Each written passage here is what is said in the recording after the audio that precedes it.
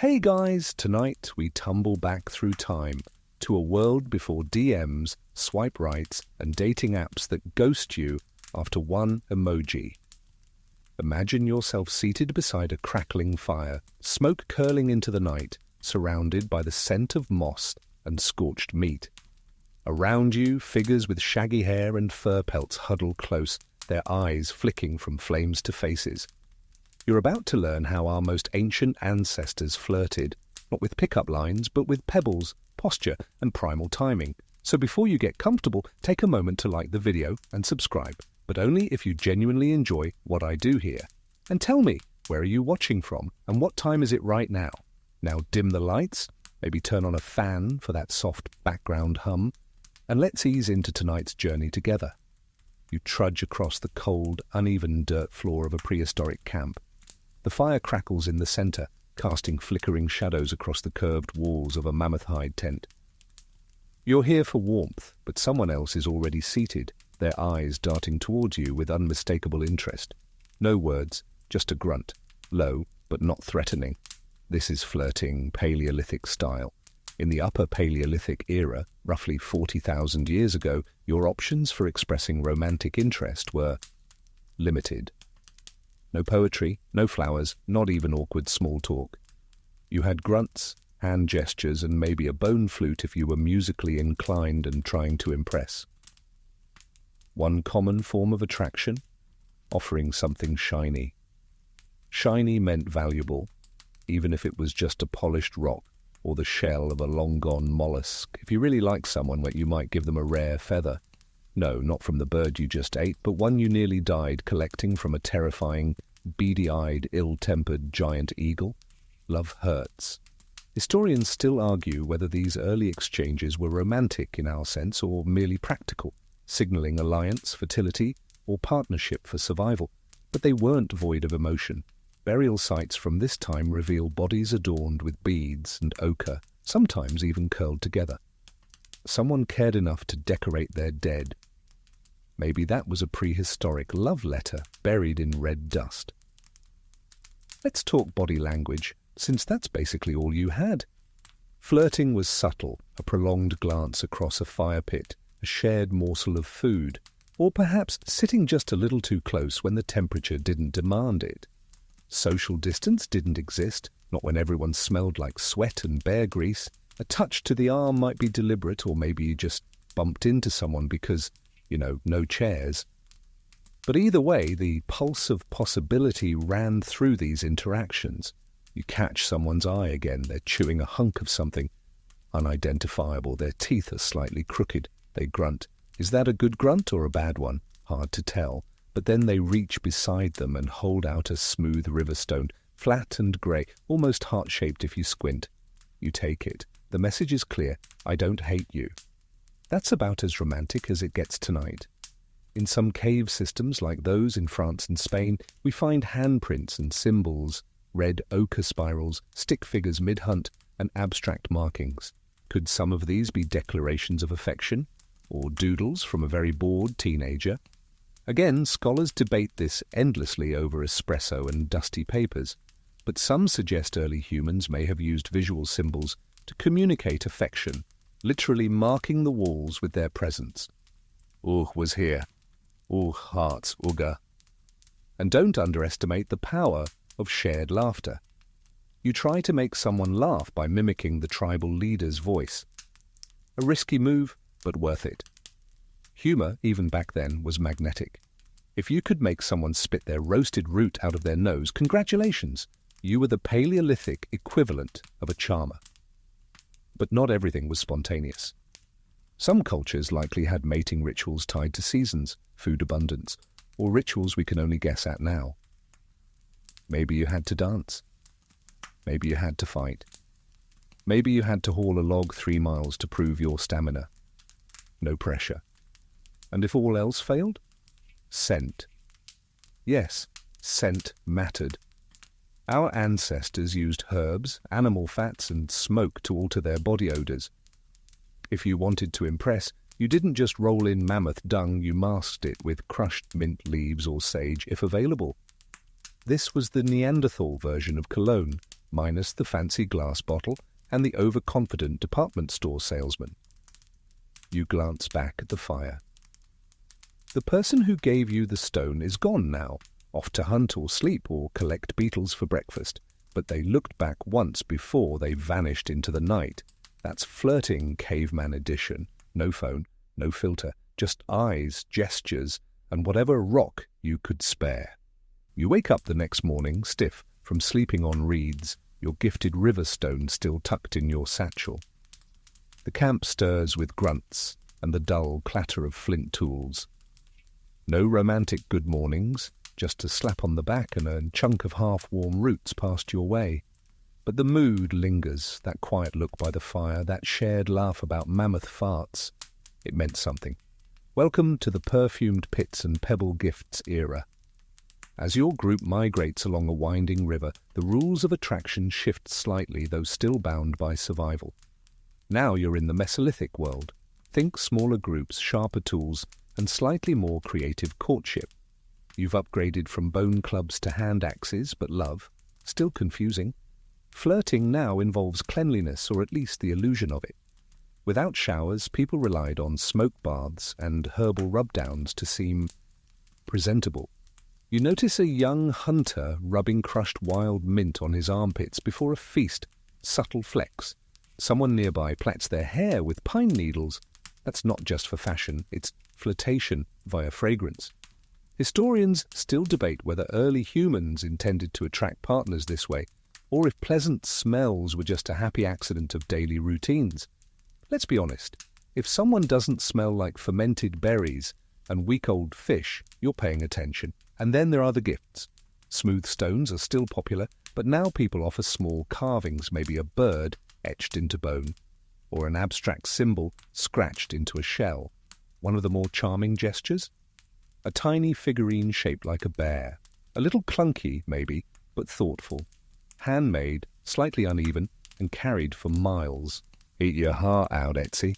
You walk beside a stream. A girl, no older than you, glances sideways and drops a bead. Not accidentally, not clumsily, just drops it without looking back. You stop, pick it up, she's gone. Later that night, she's wearing a matching one around her neck. Message received. Let's talk about beads for a moment. Archaeologists go nuts over beads. They're tiny, portable, and tell us tons about social interaction. Some early bead necklaces were likely courtship tools, strung in patterns, worn high on the chest, and clearly visible. There's even evidence that some were traded across vast distances, suggesting their symbolic value extended beyond fashion. You don't cross 200 kilometers with a satchel full of beads just for style. You're hoping someone notices. And someone always does. Around the communal fire that night, you spot a young man sliding his necklace over his head and pressing it into someone's palm with the gravitas of a marriage proposal. She says nothing, but doesn't return it. The Paleolithic version of "I'm thinking about it." Here's your fun fringe tidbit for the night. In some early hunter-gatherer cultures, dancing was used as a courtship filter. You'd hop around a fire with the grace of a startled goat, stomping and whooping until you either collapsed or caught someone's attention. It wasn't just physical. Dancing showed rhythm, energy, and maybe just enough boldness to charm a mate.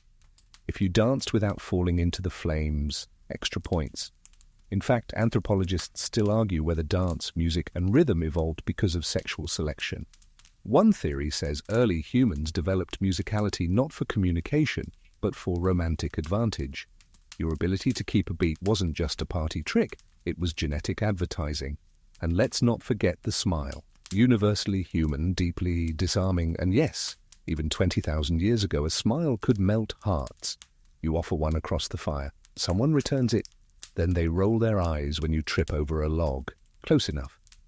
One of the more puzzling archaeological finds, carved figurines with exaggerated anatomy, yes, those ones. The Venus figures, scholars are split on their purpose. Were they fertility icons, spiritual talismans, or prehistoric eye candy? Hard to say, but they were often found in places where people lived and gathered, suggesting some kind of social or romantic role.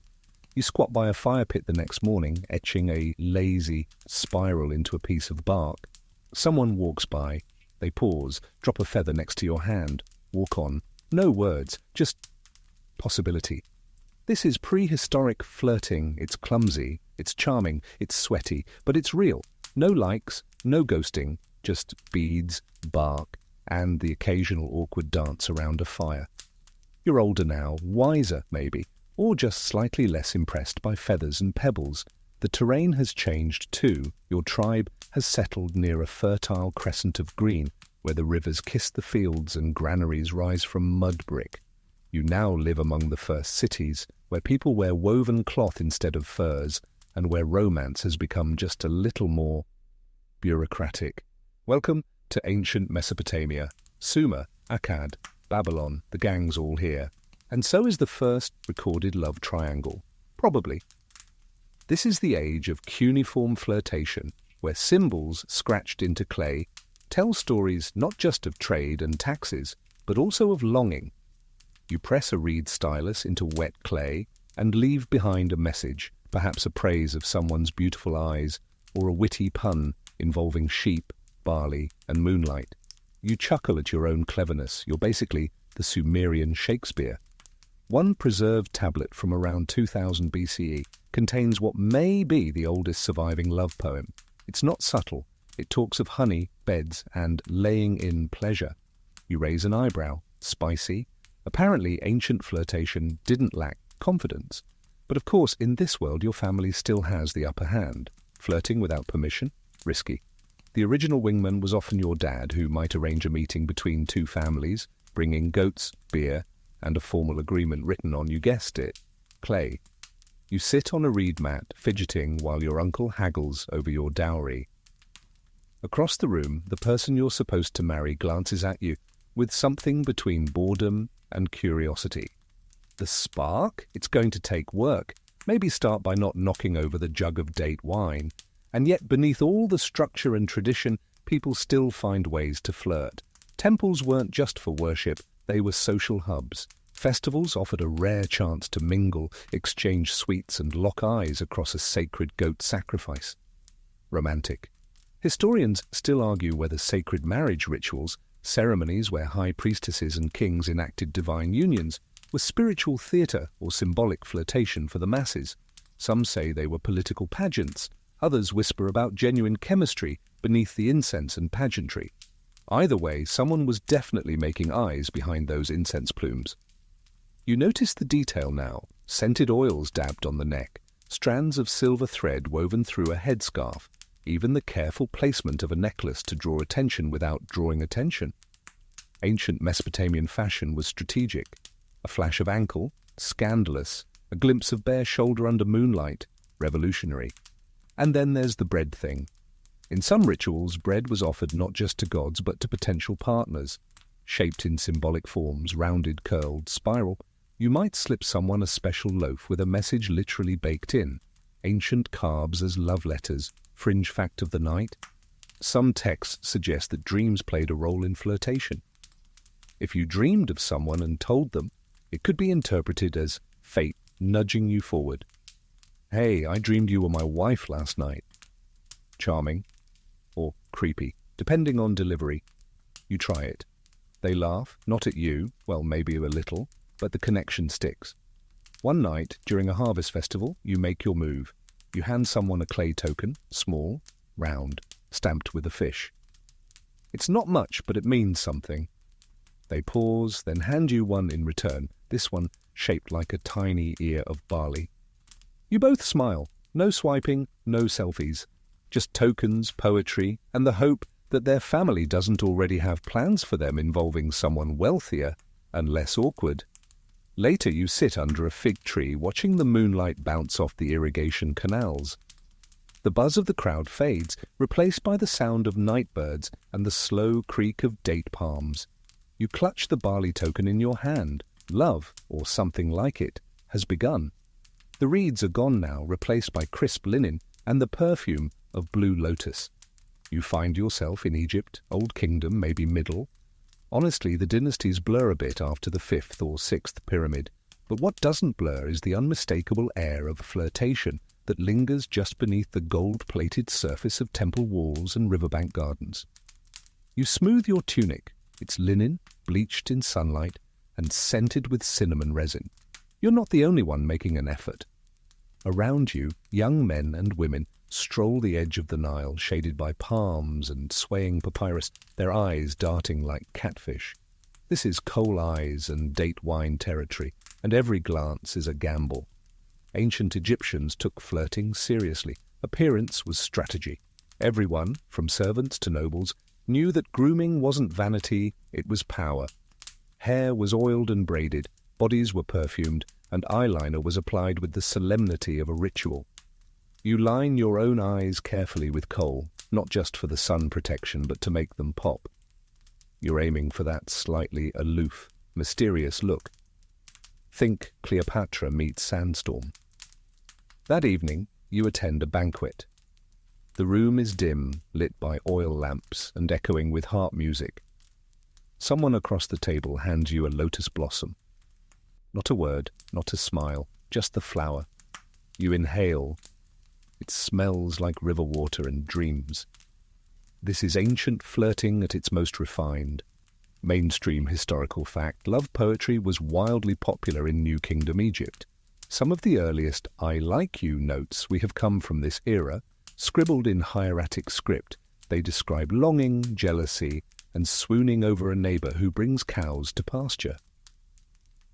My heart flutters when I pass by her door, one poem reads. Relatable? You write one yourself.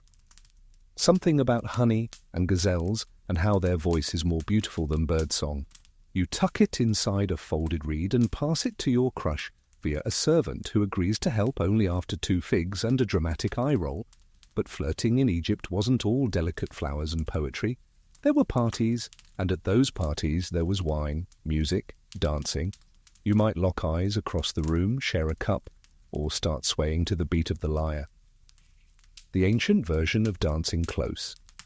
Sitting beside each other on a bench built for one.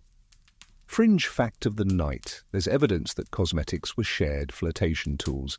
People didn't just wear makeup, they offered it. Imagine handing your eyeliner stick to someone as a sign of interest. Here, want to share my Galena powder? The ancient Egyptian equivalent of want to try my lip gloss? Historians still argue whether marriages were mostly for love or arrangement. Texts suggest both. There are letters of heartbreak, songs of desire, and also plenty of dry, practical contracts listing dowries and cattle. But we do know this. Couples sometimes chose each other, and when they did, the chemistry was recorded on everything from papyrus scrolls to the backs of statues. Your flirtation builds slowly. A shared smile while picking lotus, a game of Senate where you both coincidentally sit too close, a whispered joke about the priest who tripped into the Nile last week. You're practically inseparable now. At one point, you both reach for the same fig. Your fingers brush, and the room doesn't quite spin, but it definitely tilts. Late one evening, you sneak out to the garden. The air is warm, thick with the scent of night-blooming jasmine. Your companion is waiting, barefoot on cool stone. They pull something from their satchel, a necklace strung with faience beads, turquoise and lapis-coloured. You take it, hand trembling slightly. In that moment, the gods themselves could be watching from the stars, and you wouldn't care. This is Egypt. Flirting isn't rushed. It's measured, poetic, and always performed with the elegance of someone who might be buried with a cat and a jar of perfume.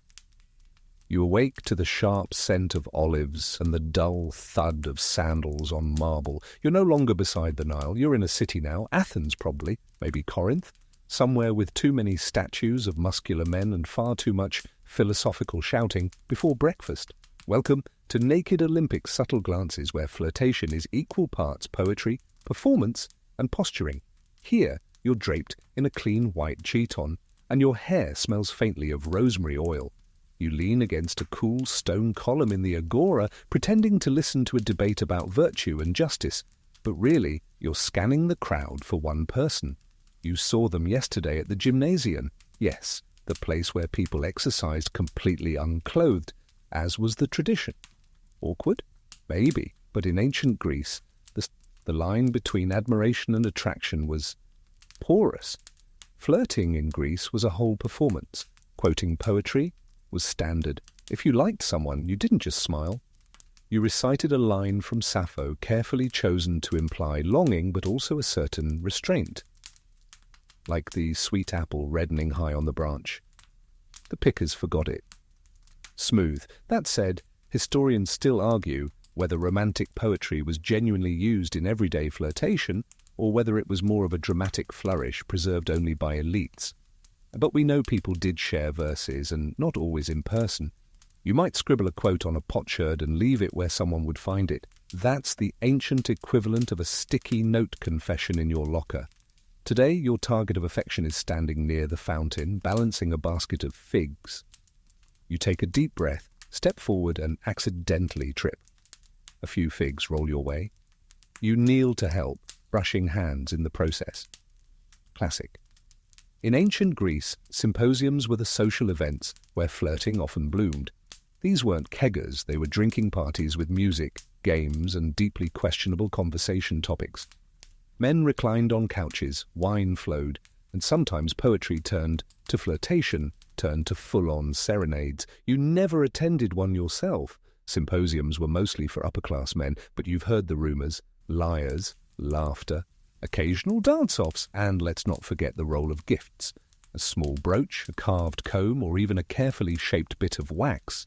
If it came with a note or was pressed into your palm under the colonnade, you knew what it meant.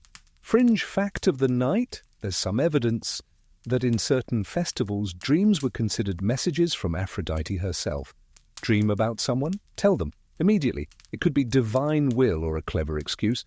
And in a society that prized rhetoric, your flirting skills were directly tied to your speechcraft. If you couldn't argue a tree into falling over or seduce with syntax, good luck finding a date. You practice lines in your head, phrasing compliments like a defense in court. It would be a disservice to the gods not to admire the perfect geometry of your nose. Nailed it? Now you head toward the market's edge. There's a small stall selling ribbons and charms. You pretend to examine a bronze earring, but you're watching. They stroll by again. This time, they pause. You dropped something yesterday, they murmur, and hand you a folded strip of cloth. It's not yours, but you nod anyway. Inside, later, you find a line of inked verse, faint but legible. If only we were two birds flying always together. That's not from Homer, that's from them. You don't answer right away, you wait a full day, then you return to the fountain, leave a fig on the ledge, and walk away without a word. It's the slow burn, the long game, the flirtation of philosophers and theatre-goers and olive farmers who know better than to rush the gods, because here even love waits for the perfect moment. You sit now beneath a columned arcade, the stone warm beneath you, the air buzzing with street vendors and the distant splash of a fountain. The toga wrapped around your shoulders itches slightly, but you endure it. Presentation is everything in Rome after all. Welcome to Roman pick-up lines and party tricks, where seduction is a civic art, and eye contact across a vomitorium might just be the beginning of something ill-advised. Here in ancient Rome, love is loud, the streets teem with merchants hawking perfume, wine and aphrodisiacs of questionable origin. If you're looking for subtlety, look elsewhere. Roman flirting comes wrapped in poetry, innuendo, and sometimes actual edible gifts, shaped like parts of the anatomy we won't mention aloud, but you know. You step into the forum, trying to look casual and windswept, like you accidentally have great hair. A passing baker's daughter giggles as you walk by. Was it your look, your limp attempt at a Virgil quote? Hard to tell. But in this city, compliments are currency. Mainstream historical fact, Romans were obsessed with love poetry. From Catullus to Ovid, entire volumes were dedicated to longing, heartbreak, and hilariously bad choices. Ovid's Ars Amatoria, The Art of Love, was essentially a how-to manual on seduction. Tips included everything from where to find eligible people, hint public games, to how to steal a kiss without getting slapped, hint timing. You try a line from Ovid, something about flames and eyes and Venus smiling. It lands awkwardly, but you recover with a second tactic, a small gift slipped onto a vendor's stall where they'll find it later. A bronze charm shaped like a dove. Symbolic, affordable, non-creepy. You're learning. Fringe tidbit of the night. Roman parties often featured love games. Think early versions of Spin the Amphora. One popular trick, writing anonymous verses on wax tablets and drawing names from a basket. If your poem matched your target's humour, you might get a smile or a citrus fruit. Same thing. At one of these parties, held in the home of a friend's cousin, you sip watered wine from a delicate glass and observe. Everyone's reclining on cushions. A musician plucks a slow tune on a lyre. Someone's juggling figs. You're not sure why, but you make your move. You lean in to the person beside you and say softly, "I'd rather fall on my sword than not speak to you tonight." Historians still argue whether most Roman relationships were emotionally deep or purely transactional. Yes, there were love letters and passionate declarations, but also arranged marriages, political alliances, and an entire market for professional matchmakers. Some relationships were probably more about property than poetry, but that didn't stop the flirting. And then there's the graffiti. Yes, graffiti. Roman walls were covered in declarations of love, lust, and long-winded arguments about who was better in bed. One Pompeii wall reads, "Successus loves Iris, who does not return his affections." Ouch, you feel that one. Eternalized in brick. You leave your own mark, scratching a tiny fish into the edge of a pillar near the market. It's a symbol the two of you share. They'll see it tomorrow. Maybe they'll smile. Later that week, you meet again at the baths. Everyone's lounging, half-draped, gossiping under clouds of steam. You sit beside them quietly. You don't speak for a long time.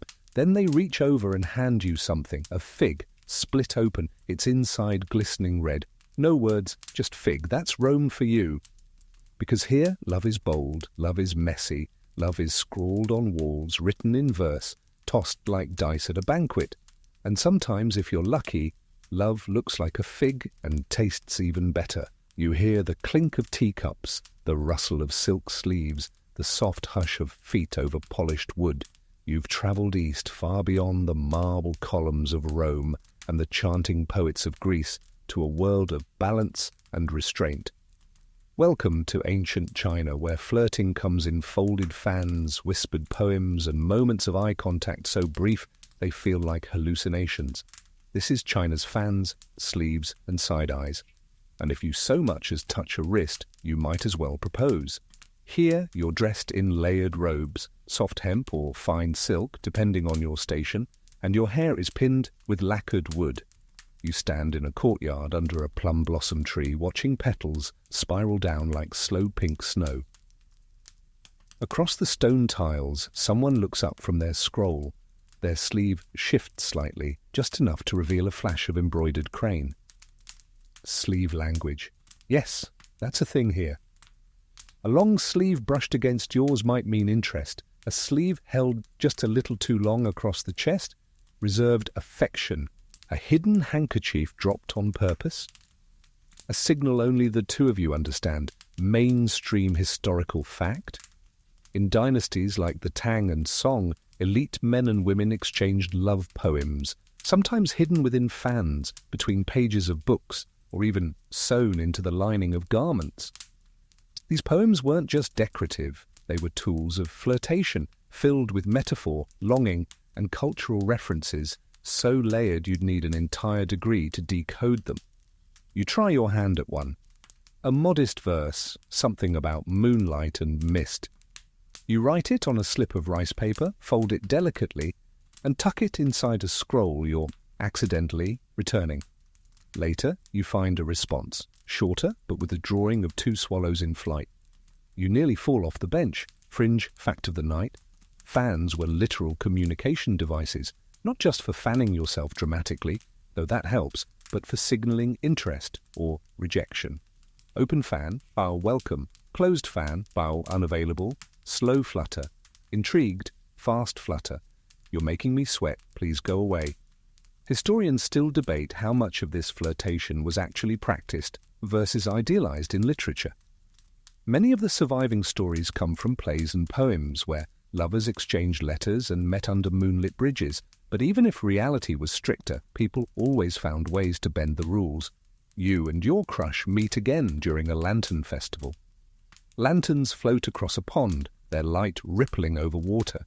Children laugh, adults gossip, but you stand quietly beside them, shoulder to shoulder, pretending not to notice the way their fingers rest just close enough to yours. They hand you a small paper lantern, inside a message. The moon is full, but not as bright as the memory of your face. You exhale slowly, bold. You consider replying, but decide to let your silence say it all. Later, they'll find a folded fan on their windowsill, yours. It's not that people didn't feel deeply, they just didn't shout it. In ancient China, flirtation was restraint laced with longing. A sideways glance across a chessboard, a plum blossom tucked discreetly into a basket, a poem shared not with a smile, but with a polite bow and rapid retreat. You walk home by lantern light. A breeze lifts your robe, and the scent of tea and ink follows you. Somewhere behind you, another fan snaps open, because here, love speaks softly. So softly, in fact, that if you weren't listening carefully, you'd miss it entirely. The hum of the festival fades. The lantern light disappears behind misty hills. You cross a border, not just geographical, but cultural, and the air thickens with incense and the scent of mango wood. You are now in the Indian subcontinent, surrounded by towering temples, rustling saris, and eyes that do more speaking than mouths ever dare. This is kissing through the sari curtain, where flirtation is veiled, literally, and every move carries the weight of tradition, mythology, and sandalwood oil. You're sitting beneath a neem tree near a riverbank, trying not to look like you're waiting. But you are. You heard they come here at this hour. You have a stringed instrument beside you, not because you know how to play, but because someone said music helps. You strum one clumsy chord. A peacock honks in disapproval. Great start. Then you hear it. Anklets. Light, rhythmic, purposeful. They arrive in a burst of colour. Fabric layered in soft folds, eyes lined with kohl, and a tiny, barely visible smile behind the edge of a silk sari. They don't speak. They don't have to. You stand, bow slightly, and offer a flower, freshly picked, still warm from the sun. They accept it without a word. Flirting here is an art form deeply rooted in aesthetics and religious imagery. Ancient Indian texts, from Vedic hymns to classical Sanskrit poetry, are full of longing gazes, secret trysts, and metaphor-heavy compliments. You don't say, "You look nice." You say, "Your eyes eclipse the lotus, and my breath forgets its path." A little over the top? Sure. But it works. Mainstream historical fact. The Kama Sutra, yes, that Kama Sutra, is not just about you-know-what. Only one part of the entire text addresses physical intimacy. The rest, it's about social etiquette, conversation, grooming, and how to attract someone without ever touching them. A whole chapter is dedicated to proper flirtation, including when to show interest and when to feign indifference for dramatic effect. Sound familiar? You're following the rules perfectly. You don't rush. You maintain appropriate distance. You speak in riddles, comment on the fragrance of night-blooming jasmine, and quote from a poem about the monsoon. Every word floats in the air like a silk scarf. And then comes the fan game. Yes, fans again. Only this time, they're not used to hide your expression. They're used to test it. If they fan slowly while looking away, they're curious. If they fan fast and walk off, well, better luck next time. Fringe tidbit of the night. In some parts of ancient India, a flirtatious glance was believed to affect your karma. Look too long, and you might end up reincarnated as a beetle. Look just right. Eternal love, no pressure. Historians still argue whether the verses in love manuals like the Anangaranga reflected actual behavior or simply aspirational drama. But we know that arranged marriages didn't stop attraction from blooming. People still found ways to send notes, sing songs under windows, and sneak glances behind water pitchers. At one point, you managed to speak directly. "Did you hear the owl this morning?" you ask. They nod, keeping their eyes on the river. They say it's a sign. You don't say of what, they don't ask, but both of you smile. Later, during a temple procession, you walk 10 paces behind, pretending to study the statues of deities. As you pass a flower vendor, something brushes your fingers, a marigold tucked into your palm. When you turn around, they're already vanishing into the crowd, sari trailing like mist behind them. You go home that evening, dizzy with fragrance, ritual, and metaphors. You write a verse before bed. "The river curves like your wrist. I followed it and drowned gladly. It's ridiculous, it's dramatic, it's absolutely perfect." Because here, flirting is poetry wrapped in silk, and you never, ever kiss in public unless it's through the curtain. You awaken to the call of tropical birds and the rhythmic rustling of banana leaves. The air is thick with mist and the smell of damp earth.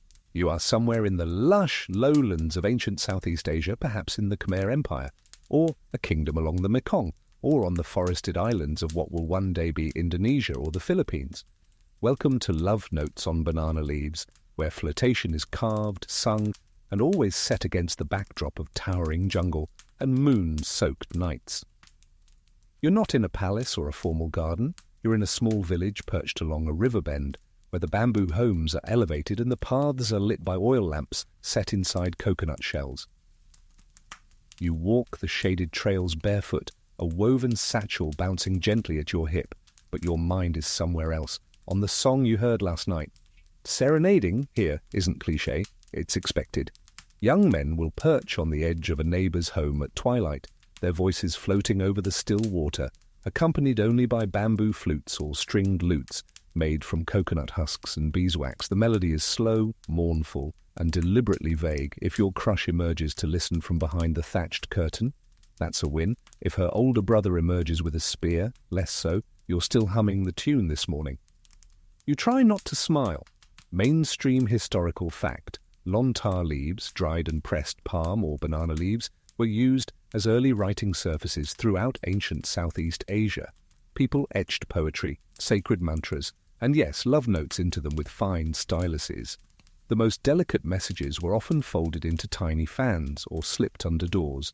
The curve of a script, the precision of the line, these became part of the flirtation. You try it. You carve a short poem into a dried banana leaf with the point of a fishbone. It's simple. Something about stars and beetle vines. You fold it gently, then leave it on the mat beside her family's water jar, beneath a small flower. You walk away quickly, trying not to trip over your own feet.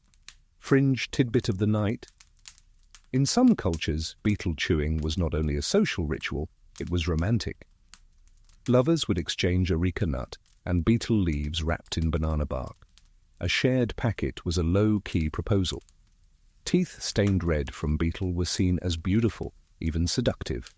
You learn to smile with red-tinted lips, even though the bitterness makes your eyes water. Historians still argue whether these traditions, especially the nighttime serenades and clandestine gift-giving, were as common as romantic epics suggest.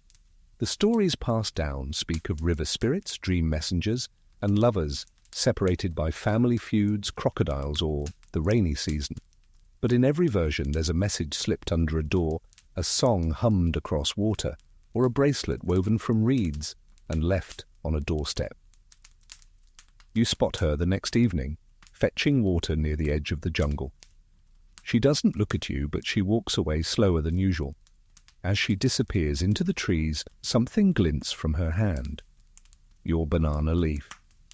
Still folded. Carried with her. Later that night, a song rises from the trees. It's not yours, it's hers. Soft, low, careful not to wake the elders, but unmistakably for you. And so it goes, carved leaves, quiet melodies, and long glances beneath woven lanterns. There's no fanfare, no ceremony, just the gentle knowledge that somewhere, someone's writing your name on a banana leaf by moonlight. Because here, love is etched, not spoken, and the jungle carries secrets better than any heart. A new morning rises, and with it comes the scent of cardamom, frankincense, and warm desert wind. The air is dry but not lifeless. There's a rhythm here, a pulse beneath the quiet dunes and bustling souks. You've entered a world shaped by caravans and calligraphy, prayer and poetry. This is the early Islamic world, spanning cities like Baghdad, Cordoba, Damascus, and Cairo. Welcome to veils, perfume, and eye contact, where flirtation is a whisper under a veil, a verse wrapped in metaphor, and a glance that could undo you. You're seated under the shade of a fig tree, the courtyard around you, humming with the murmur of fountains and the low tones of students reciting. You're pretending to study your tablet of geometry, but your eyes keep drifting.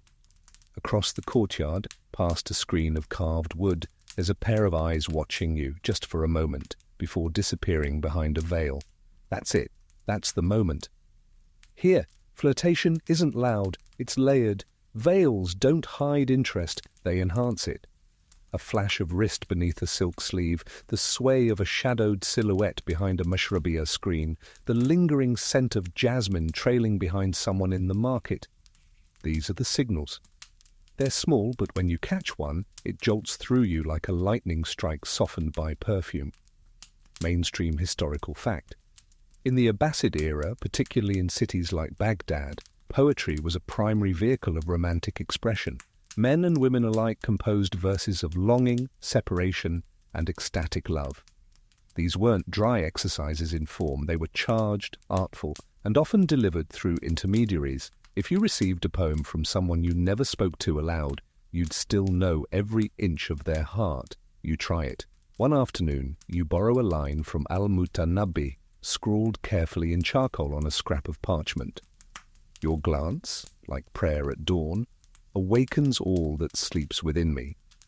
You don't deliver it directly. That would be improper. Instead, you pass it to a servant, folded inside a fig leaf. You wait 3 agonizing days. Then, wrapped inside your lunchcloth, you find a reply. I am the hush before the call to prayer. Will you answer? You drop your tea. Fringe fact of the night. In some cities, perfume wasn't just a luxury, it was romantic armor. Certain scents were believed to attract attention, elevate mood, and even protect from unwanted suitors. Attars of rose, sandalwood, or musk were worn in specific places, behind the ears, at the wrist, inside the hem of a sleeve, just enough to catch notice when walking past. A well-timed scent was the 9th century equivalent of a wink. Historians still argue how flirtation worked in societies with strict gender segregation. But even in the most conservative interpretations, there was room for poetry, messages, glances, and mutual understanding. And yes, sometimes even public games of flirtation played out in the marketplace or the bathhouse, with a fan's flick, or the placement of a fruit basket hinting at deeper intentions. You recall one story told in a tea house of a woman who sent a suitor a plate of dates and almonds arranged to spell his name. He responded with a pot of honey and a single feather, his way of saying she'd made his heart light. Ridiculous, sure, memorable, completely. Your own story unfolds slowly. Each day you exchange short verses, some original, some borrowed, all veiled in metaphor.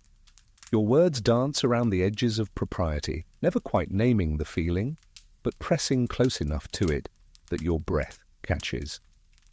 And one day, when the afternoon call to prayer fades and the courtyard empties, you find something on your geometry tablet, etched lightly with the tip of a hairpin. When you speak, I forget numbers. When you pause, I remember only your silence. You look around. Nothing but the wind and the ripple of water.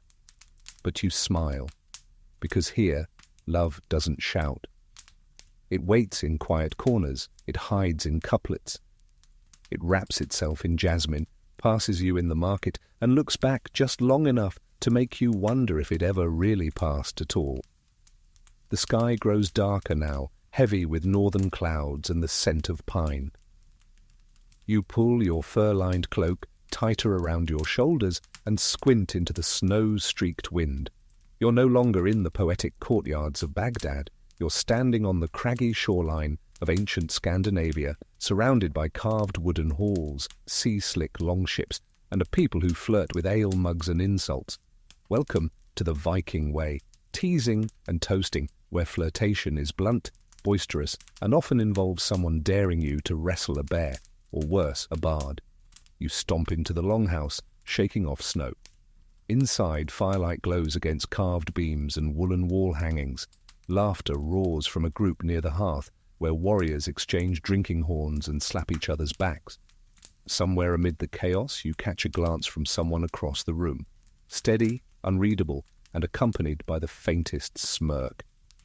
In Viking culture, flirtation often came disguised as mockery. If someone teased you in public, called you slow, said your axe was dull, or accused your ancestors of having webbed feet, they might not hate you. In fact, they might want to marry you. Eventually. Maybe. If you survived the next raid. Mainstream historical fact. Skaldic poetry, composed by Norse bards called skalds, included not just epics of gods and battle, but also love poems, riddles, and insults laced with double meaning. A clever verse could win admiration or spark a flirtatious feud. You try your own version at the feast. Your wit is sharp as my grandmother's bread knife, but far more dangerous. They throw an apple at your head. You take that as encouragement. That night, as horns are passed, and mead flows like melted honey, the games begin. Toasting rituals aren't just for honoring gods. They're also for bravely declaring affections in front of everyone. You rise, heart pounding, and lift your horn. To the one who stole my seat, my bread, and, unwillingly, my attention. Everyone howls, including your target who rolls their eyes and downs a gulp of ale. Fringe tidbit of the night. Some Norse traditions involved hand fasting, a kind of trial marriage where a couple was bound by a strip of cloth for a year and a day. Not legally permanent, but emotionally significant. The gesture of tying wrists together was both symbolic and flirtatious. Imagine offering your sleeve and saying, "Want to be temporarily married until next harvest?" Smooth. Historians still debate how much Viking society allowed for romantic choice, especially among women. Sagas show a mix, arranged unions alongside passionate affairs, reluctant betrothals beside secret rendezvous. In many tales, lovers risk shame, exile, or worse, just to sneak a night together near the fjord. You and your rival-turned-crush keep exchanging barbs all winter. Your beard grows like moss on a wet rock, they say. You counter, "At least I have a beard." One evening, you carve a simple rune into a driftwood plank and leave it outside their tent. It means fire. The next morning, there's a matching plank next to yours. It means kindle. It's not subtle. Nothing here is. Later that month, you both take part in the Blot, a ritual feast honoring the gods. You stand shoulder to shoulder, tossing carved tokens into the fire. As smoke rises into the snowy air, your fingers brush. A spark, this time not from the hearth, because here, love is loud. It's messy. It's hidden in insults and shouted across a mead hall. It's carved into wood, sealed with ale, and wrapped in furs against a winter that lasts 9 months and spares no one. And if they try to tackle you during the next sled race, you'll know it's serious. You blink away the Viking snow and suddenly everything smells of roses and roasted meat. You're in a courtyard now, sunlight streaming through narrow arrow slits, doves cooing from stone ledges. Your boots echo over flagstones polished by centuries of noble feet and the occasional misguided pig. This is the age of knights and castles, crusades and courtly love. Welcome to French Crusader pickup fails, where flirting involves rhymed oaths, overwrought metaphors, and deeply impractical armor. You tighten your belt, leather, creaky, far too wide, and glance down at your tunic, freshly embroidered with your house crest, a snail holding a trumpet, because no one in your family had taste. Today the Duchess's niece is visiting, and you've been rehearsing your courtly greeting for hours. A deep bow, followed by something charming about her hair looking like spun flax. She enters, her gown trailing behind her like mist.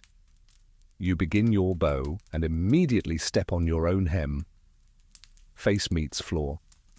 A squire laughs, the Duchess frowns. But the niece? She smiles, just barely. Mainstream historical fact: in 12th and 13th century France, especially in regions like Aquitaine and Provence, courtly love was born, an idealized, often unattainable form of romance, glorified by troubadours and poets.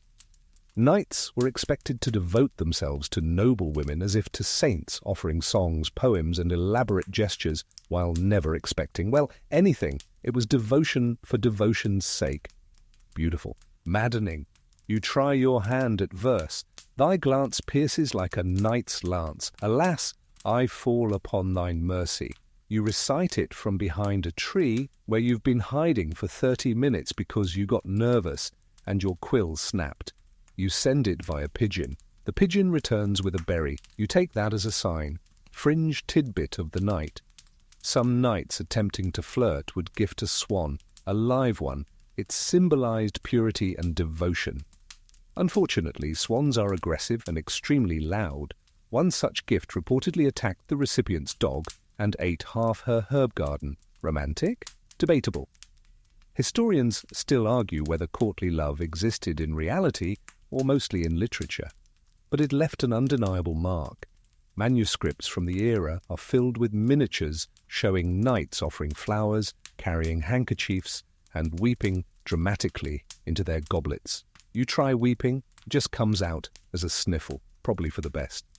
At the evening banquet, the niece appears again, now seated across from you. You attempt witty conversation. Do you believe love can strike like a mace to the ribs? She blinks, you cough. Then, miraculously, she responds, only if one is foolish enough not to wear armor.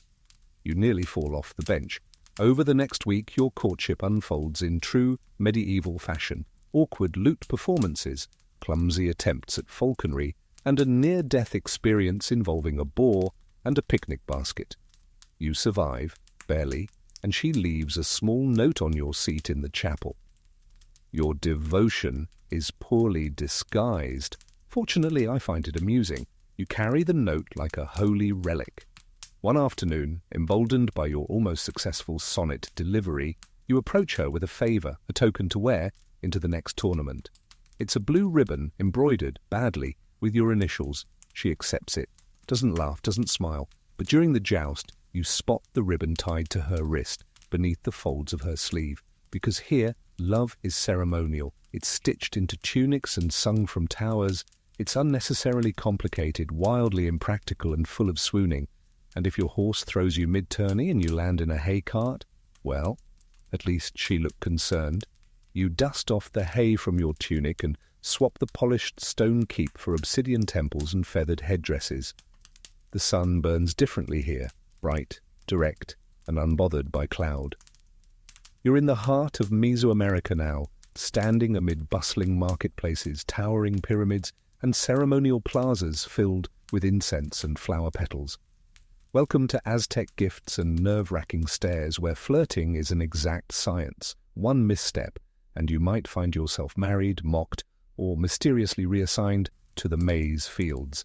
You're in Tenochtitlan, and it's market day. Everything smells like roasted maize, crushed cacao, and flowers so vividly coloured they don't even look real. You're here for fruit, maybe beans, but mostly you're here to see them.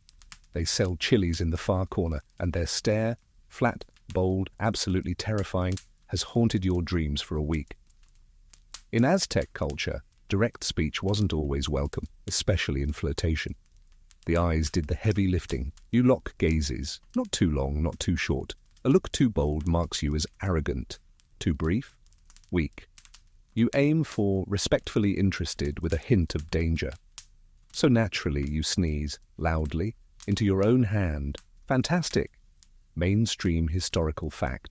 In Aztec society, flirtation often involved symbolic food gifts, especially maize, cacao beans, or tamales wrapped just so. A young man might offer a woman a chili or a folded tortilla filled with honey. Not exactly poetry, but when she accepts it without comment and eats it in front of you, that's practically a proposal. You try. You buy a small woven pouch of roasted cacao and present it, palms up, with the seriousness of a man offering his soul. She lifts one eyebrow and accepts it. Then she offers you a small, white tamale wrapped in a corn husk. It's steaming. Your hands shake as you take it. Someone behind you chuckles. It's fine. You've essentially just gotten engaged in front of half the neighborhood. Fringe tidbit of the night. Some Aztec rituals involved elaborate courtship tests, like sweeping a girl's family's doorstep at dawn for several days in a row without being seen or acknowledged. Only after a week of silent devotion might a meeting be granted. Imagine waking at 4 a.m. every day to sweep silently, hoping your crush's uncle doesn't hurl a rock at your head. You'd better be in love. Historians still debate how much autonomy young people had in relationships. Some records show arranged marriages based on astrology, social status, and family ties, but others suggest that mutual affection could influence matches, especially among commoners. The stories passed down include bashful glances, shared food, and even sneaky rendezvous near the Chinampa Gardens. You think about this as you walk along the edge of the canal. Dragonflies skip across the water. Behind you, soft footsteps. You turn slowly. She's holding something. It's a necklace, delicate, made from red beans and small bone discs. She hands it to you wordlessly. You don't even remember to bow. You just stare, mouth open. Later that night, you sit beside your family's fire, turning the necklace over in your hands. Each bead is warm from the sun. You haven't said a single word to her, not a real one, but you've exchanged food, beads, and eye contact so intense it should count as its own language. Because here, love doesn't whisper or shout. It stares, offers tamales, and leaves you sleepless from a single glance. And if she laughs at you tomorrow when you trip over a melon, that's probably a good sign. The air shifts again, cooler now, filled with the soft beat of drums and the smoky scent of cedar and sage. You find yourself deep in a wooded clearing, where the stars overhead feel just a bit closer, and the fire crackles like laughter between friends. This is a world shaped by rivers, prairies, mountains, and story circles. Welcome to feather fans and love chants, where flirting is rhythmic, communal, and wrapped in the melodies of the oldest traditions on the continent. You sit, cross-legged near the fire, the dancers weaving around you in embroidered buckskin, their feet pounding in perfect rhythm with the drumbeat. It's not a formal event, it's a social dance, one of the few times young people can flirt openly without raising eyebrows. You pretend not to notice, but you do. Someone across the fire has been watching you for 3 songs now.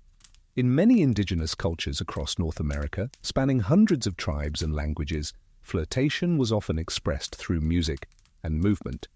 A courtship song might be sung with subtle glances, or a dance might allow 2 people to meet momentarily, hand to hand. The rules varied, but the heartbeat stayed constant, steady, slow, respectful. Mainstream historical fact: in some Plains tribes a young man might play a love flute, a hollowed cedar instrument, sometimes elaborately carved with animal motifs, to express interest in someone. The tune wasn't performed at them exactly, but played nearby. If the recipient listened, stayed, or returned later, it was a sign. If she walked away or simply ignored it, well, at least the flute still worked. You try it. You borrowed one earlier from an older cousin and practiced by the creek until frogs started to flee. Tonight, you play a soft, simple melody under a cottonwood tree. You don't look up while playing, but you sense they're there. When you finally stop, someone sets a small wildflower on your blanket. No words, just the flower. You don't even know what kind it is, but it's yours now. Fringe tidbit of the night. Some tribes used beadwork as coded messages in flirtation. A pattern on a belt or bracelet could express interest, admiration, or even rejection, depending on the design and the colors. You hear stories of lovers who exchanged intricate wampum strings, their patterns telling whole conversations in silence. Historians still argue how much of the romantic storytelling passed down today reflects actual practice versus ceremonial ideal. But from oral histories to preserved songs, we know that flirting wasn't only allowed, it was celebrated. Entire festivals, from powwows to harvest dances, offered a space for connection beneath the moonlight. You meet again later that week near the trading circle. You trade baskets, literally. You offer one you've woven yourself, tight reed work, decorated with red and yellow dyes. They hand you a smaller one, made of birch bark and sweetgrass. Tucked inside, a single hawk feather, carefully placed. Your heart does something strange in your chest. The next night, during a story circle, you take a risk. You tell one. A tale about two stars that chase each other across the sky, never quite catching up, but always watching, always hoping. You don't say it's about anyone. You don't have to. When the story ends, everyone claps politely. But they look at you a little differently, especially one person. Because here, love is told in stories. It's sung through flutes, woven in beads, and gifted in baskets that carry far more than what they seem.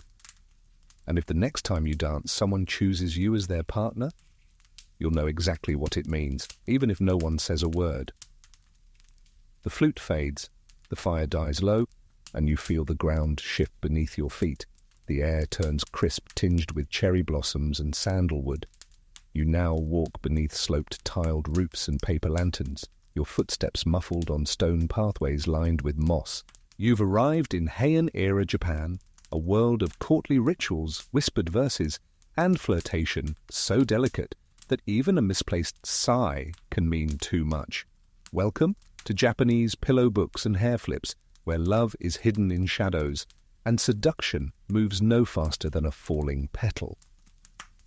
You kneel on a tatami mat, brush in hand, pretending to copy calligraphy while your mind races. You caught a glimpse of her earlier, walking behind a beaded curtain, just the hem of her 12-layered kimono and the inky wave of her hair trailing behind her like midnight. You've been practicing your poem ever since. Poetry is everything here. In Heian, Japan, the way to someone's heart wasn't through a grand gesture or a flashy outfit. It was through the perfect waker. 31 syllables of longing, elegance, and metaphor, often delivered via a discreetly folded piece of paper tied to a branch, tucked into a fan, or left near someone's pillow. Mainstream historical fact. The Pillow Book by Sei Shonagon, a Heian-era court lady, gives us vivid insight into the aesthetics and emotions of the time. She records moments of flirtation with obsessive detail, who looked at whom, how they exchanged verses, what scent lingered on their robes. A flick of a sleeve, the rustle of silk, a sigh too audible. It was all part of the game. You write your waka with trembling fingers. Evening mist thickens, yet your sleeve's scent follows me through this silent path. One glance has haunted 3 moons. Will it vanish with the dawn? You fold it, tuck it into a folded fan of pale washi, and pass it to a maid who rolls her eyes and vanishes without a word. You spend the entire night pretending not to pace. The next morning, your own fan is returned, with a poem in reply. Even if I fade, a plum blossom in the wind, still my scent remains. You know the tree where I fall. You will find me there again. You knock over your inkstone, fringe tidbit of the night. Long hair was not just a fashion statement, it was a romantic weapon. Noble women were admired for their thick, ankle-length black hair, combed and perfumed daily. One glimpse of it falling loose over a shoulder could stop a man in his tracks. You remember seeing hers once, unbound in the moonlight, as she passed from bath to bedroom. You're fairly certain your soul left your body. Historians still argue how much romantic agency Heian women actually had. On one hand, they were cloistered, often communicating from behind screens or curtains. On the other, they controlled the rhythm of romance, responding to poems, deciding when or if to grant a meeting, and even evaluating a lover's handwriting for emotional compatibility. You've practiced yours for hours, still looks like a drunk cricket. One evening, after a festival, you're invited to a small poetry gathering in a moon viewing pavilion. There are 12 guests, all in silk, Conversations drift like incense. You find yourself seated beside her, close but not touching. You recite a line about river mist and cranes. She doesn't speak, but her sleeve grazes yours for half a second. That night, you receive a folded piece of cloth, a small perfume sachet wrapped in embroidered silk. Inside is a new poem. You said river mist, but even cranes find their way when moonlight is kind.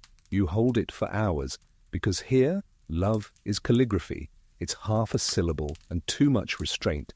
It's the rustle of 12 layers of silk and the echo of your name in a line of verse. And if she flips her hair just once while walking past you at court tomorrow, you'll never recover. You blink, and the scent of cherry blossoms fades into the earthy musk of red soil and sun-warmed grass. The light changes. It's golden now, thick and soft, casting long shadows across thatched huts and stone granaries. You're in the heart of an African kingdom, maybe Mali, maybe Benin, maybe along the banks of the Nile, or under the wide skies of the Zulu lands. Wherever you are, flirtation moves to the rhythm of drums and dances, songs and beads. Welcome to African praise songs and beaded clues, where love is woven, sung, and always specific. You're at a festival, colourful, loud, joyful. Children dart through the crowd with goat horns strapped to their heads. Elders sit in the shade of a baobab, shaking rattles in time with the music.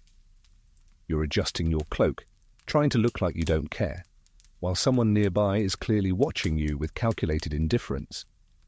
They know what they're doing. So do you. Here, flirtation is verbal art. The traditional praise song, sometimes improvised on the spot, is part pick-up line, part performance, part brag. A young man might step forward and, to the beat of drums, describe his beloved's beauty in terms of natural wonders.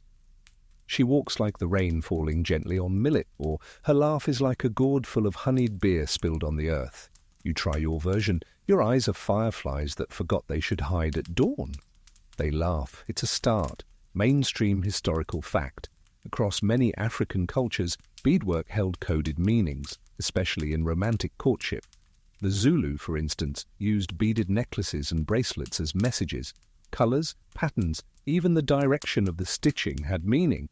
A blue and white triangle might say, "I am waiting for you," while a red and black zigzag might scream, "Forget it, you're too slow." You've been weaving a band yourself for 3 weeks. The colours, green, yellow, and black. The message, "I'm hopeful, but I have options."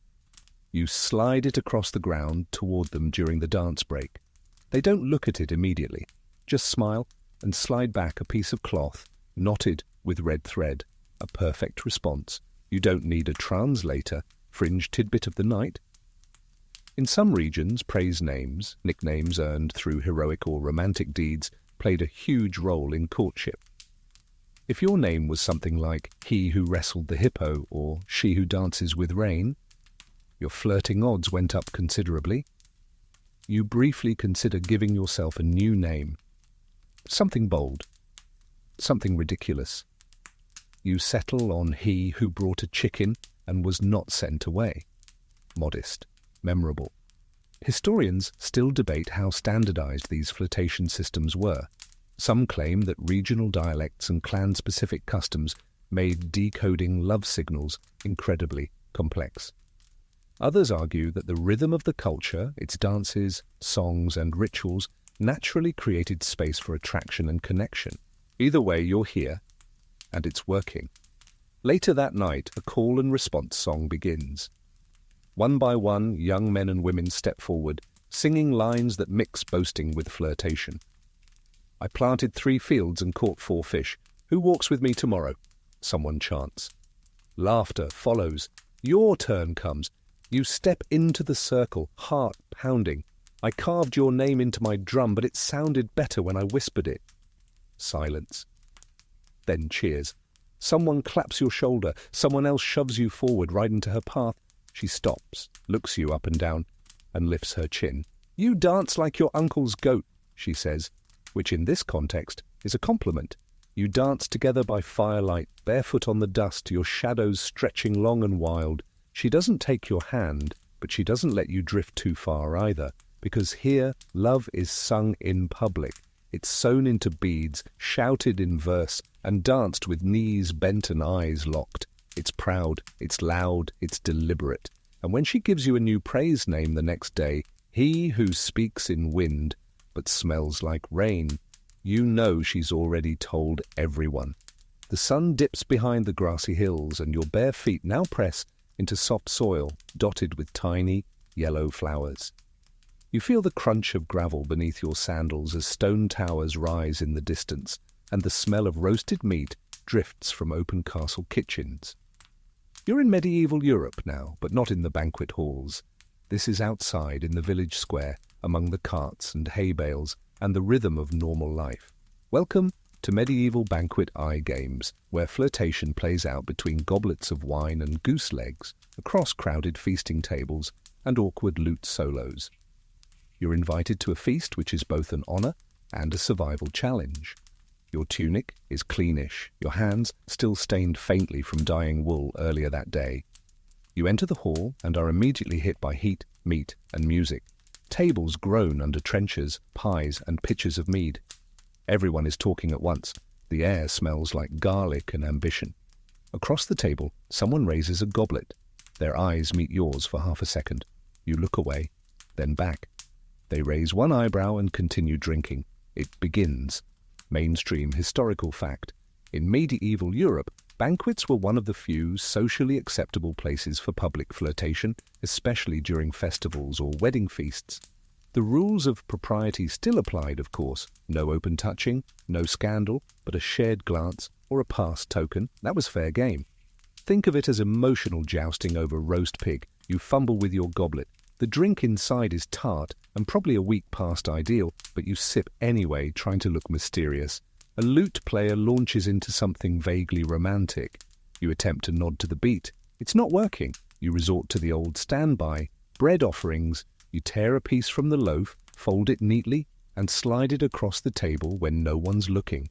They glance down, then back at you. No words, just a smirk. Then they reach for the bread, dip it in honey, and take a bite. Fringe tidbit of the night. In some medieval traditions, especially among the merchant classes, young people would carve secret messages into fruit, like apples or pears, and offer them during festivals. The recipient could read the message once they sliced it open. It was the ultimate romantic gamble, hidden meaning and snack. Historians still debate how often these subtle flirtations led to actual relationships. In a world of arranged marriages, inheritance laws, and dowries measured in sheep, many romantic efforts were doomed from the start. But people still tried. They sang, they wrote bad poetry, and they stared meaningfully from balconies while pretending to enjoy minstrel performances. You try the poetry route. Bad idea. Your verse about thy lips as soft as curdled milk doesn't land. They laugh, genuinely, and write something on the back of a torn ale label. Sweet as vinegar in spring. Try again. You save it like a holy relic. The night deepens. A riddle contest begins, common at these events. You watch from the edge, arms crossed, until they step forward. Their riddle is short, cheeky, and definitely aimed at you. I enter your home, uninvited, but make you glad I came. What am I? You turn red. Someone yells, "Cat!" Someone else yells something that gets them thrown out. You look across the firelit room and simply answer, a smile. They raise their goblet to you, point made. Later, just before you leave, a small token is pressed into your hand, a sprig of rosemary tied with thread. You recognize the color of the thread. It matches the sleeve of the person who's just disappeared behind the curtain, because here, love is passed under tables. It's shared through bread, veiled in riddles, and performed in glances that mean everything and nothing all at once. And if the next banquet features a duet on lute and harp, and they just happen to sit beside you, well, you'd better bring better poetry this time. The banquet haze fades, replaced by morning mist and the chill of dew-soaked fields. You now stand in the heart of the countryside, far from castles and courts, where life moves by the rhythm of harvests and hearth fires. This is peasant Europe, where flirting doesn't happen in Latin verses or under chandeliers, but by wells, in fields and during seasonal festivals. Welcome to shoe tosses and shy dances, where love sprouts quietly between rows of barley and blooms only if you're bold enough to reach for it before the frost sets in. You're walking toward the village green, where a spring fair is underway. The path is muddy, your tunic smells faintly of sheep, and the only gift in your hand is a wildflower you picked without checking for bugs. But today is your chance. There's someone you've been watching from a distance, someone who spins wool faster than you can blink, and whose laugh once made you drop an entire jug of cider. At festivals, everything changes. Rules loosen, eye contact is allowed, touch, usually reserved for family or accidental elbowing at the bread stall, becomes part of the dance. Mainstream historical fact: across medieval and early modern Europe, folk festivals and seasonal dances were key venues for romance. May Day, Midsummer, Harvest Home. They weren't just about crops, they were about pairing up, even if just for the day. A garland placed on someone's head. A wink hidden beneath a maypole ribbon. Strong signs of interest. You arrive as the musicians tune their instruments. Pipes, fiddles, a drum someone swears belonged to a donkey. The dancing begins, circular at first, then splitting into pairs. You hesitate, and then they appear, laughing, a crown of daisies on their head. They see you, tilt their head, then hold out a hand. You don't breathe again for several measures. Fringe tidbit of the night. One common flirtation game involved a tossed shoe. During evening games, girls would form a circle, and a boy would toss his shoe toward the one he fancied. If she picked it up and returned it, that was an invitation. If she tossed it into the pig pen, try again next year. You saw a boy lose 2 shoes and a goat this way once. Humbling. Historians still argue how much autonomy lower-class young people had in choosing partners. Arranged marriages were common, but so were hand-fastings, informal, trial relationships, sometimes lasting a year and a day. In villages, gossip often mattered more than law. If everyone saw the way you danced together at harvest, you were halfway to married by Sunday. You and your partner spin across the grass, your feet catching in the folds of your own excitement. You manage not to step on them more than once. Between songs, you retreat to a cider stand. They take your flower, sniff it, don't even flinch at the tiny spider, then tuck it behind their ear. Later, you join the apple bobbing contest. They cheer for you quietly. You win, mostly because no one else wanted to dunk their face in questionable water. Still, they hand you a handkerchief to dry off. One corner is embroidered with a symbol, a tree with roots.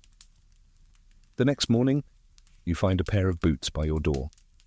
Yours, cleaned. With a note tucked inside, you drop these. I'll walk beside them next time. Because here, love is muddy. It's danced barefoot. It's teased in front of livestock and chased around bonfires. It doesn't wear perfume. It smells like hay and cider and new bread. And if your shoes go missing again during the next solstice festival, you'll know exactly where to look. The sun climbs lazily above the rolling hills, painting the sky in watercolor hues of gold and grey. You stretch your arms, brush hay from your tunic, and make your way to the centre of the village. This morning, like most mornings, the well has become more than just a place to draw water. It's the town square, the gossip centre, the romantic battleground. Welcome to Courting at the Well, where flirtation is wrapped in errands, chore excuses, and eye contact over wooden buckets. You approach the well with deliberate slowness, pretending not to scan the small group already gathered, but you see them. They're leaning over the edge, rope in hand, hauling water with practiced ease. The morning light makes the tips of their hair glow like burnished wheat. They don't look up, but the corner of their mouth twitches when you arrive. You join the queue. Your bucket is empty, your hands damp with dew, your heart annoyingly loud in your chest. No one here says much, but everything is said. Mainstream historical fact. In villages across medieval and early modern Europe, public wells and fountains were social hubs, especially for young people. These spaces, often segregated by gender for daily chores, were among the few places where unmarried men and women could interact without supervision. Water, it turns out, wasn't the only thing drawing people there. You lean against the stone rim, waiting your turn, and accidentally spill a bit from your flask. It splashes toward their feet. You freeze. They look down, then glance up at you, one brow raised. "Clumsy today?" they ask. You try to look mortified, or maybe distracted. They don't answer, but they hand you your drop bucket. Their fingers linger. Fringe tidbit of the night. In some regions, folklore held that if two people's buckets touched while drawing water, it was a sign they were fated to fall in love. Some couples did this on purpose, others avoided it like plague. You sneak a glance, your buckets sit just inches apart. Too close? Not close enough?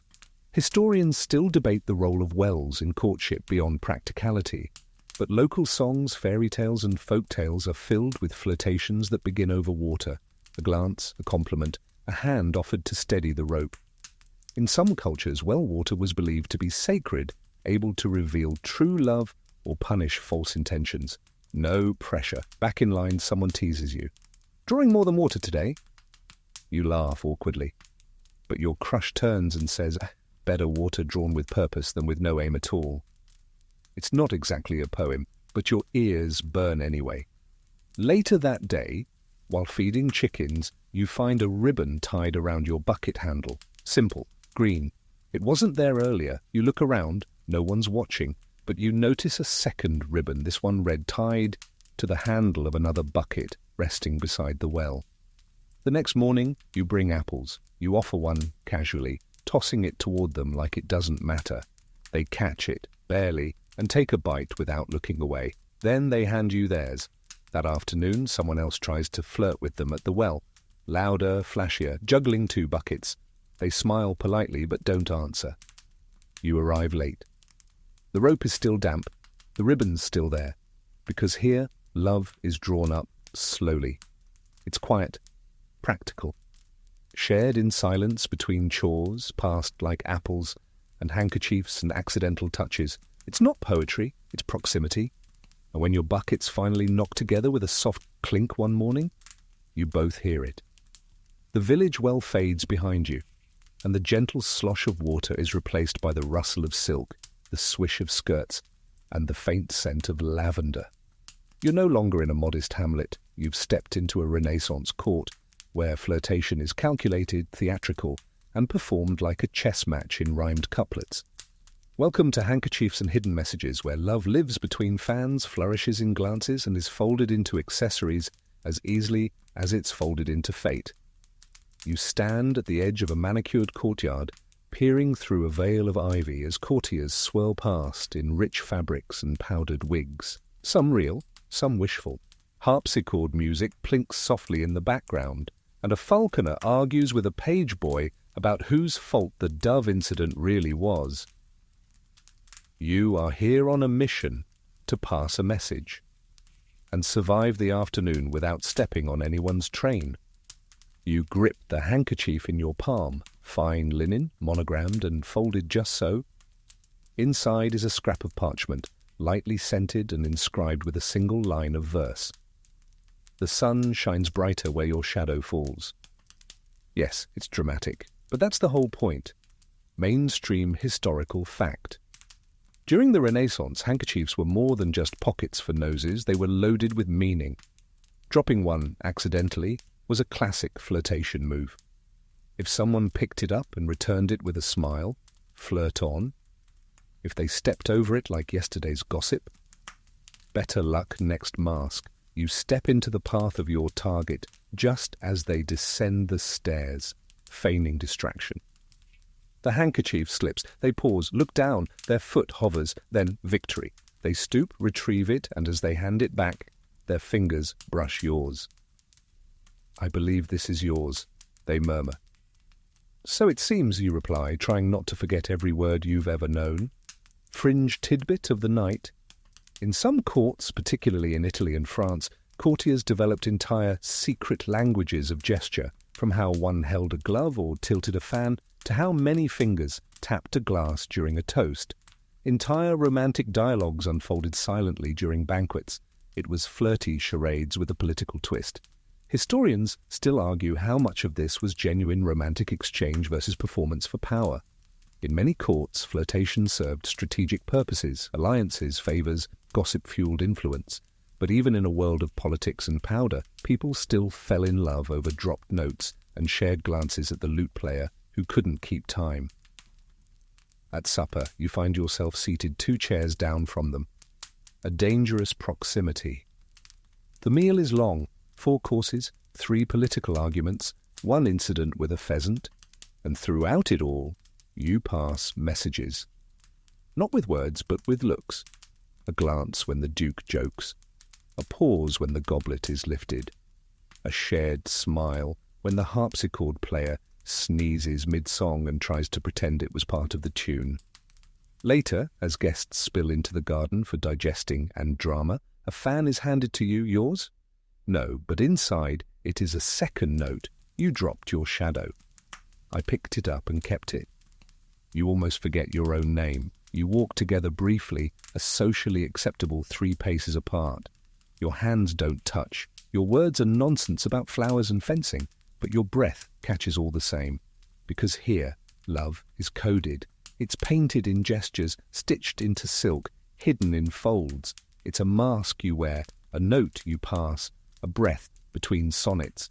And when you see your handkerchief tied to their belt the next morning, it's no accident. The embroidered handkerchief fades into the folds of a swishing gown, and you find yourself basking beneath a searing Mediterranean sun. The air smells of oranges, roasted almonds, and faint perfume drifting through the courtyard of a Spanish villa. Paper fans flick open like butterfly wings. Conversations float through shaded arcades. You've arrived in the drama-rich era of Spanish and Italian high society. Welcome to the flirtation language of fans, where 1 flick of the wrist might mean, I love you, and 2, don't even think about it. You're seated beside a fountain, pretending to read a book of poetry, while subtly watching the group gathered beneath the pergola. The object of your current obsession leans against a column, fan half open, eyes unreadable.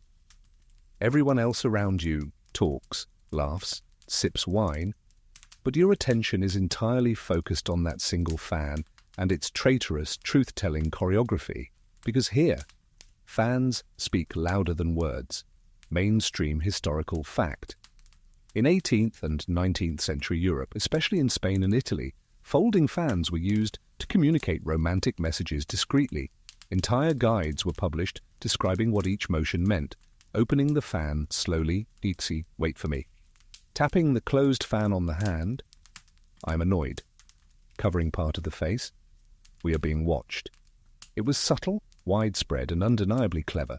You test the waters, a glance, a subtle lean. Then you tap your closed fan on your chin, curiosity. They see it, pause, then slowly draw their own fan across their cheek. You nearly drop yours, that gesture. It means I want to speak with you. You suddenly feel like you're made entirely of hummingbird wings and fresh-baked bread. Fringe tidbit of the night.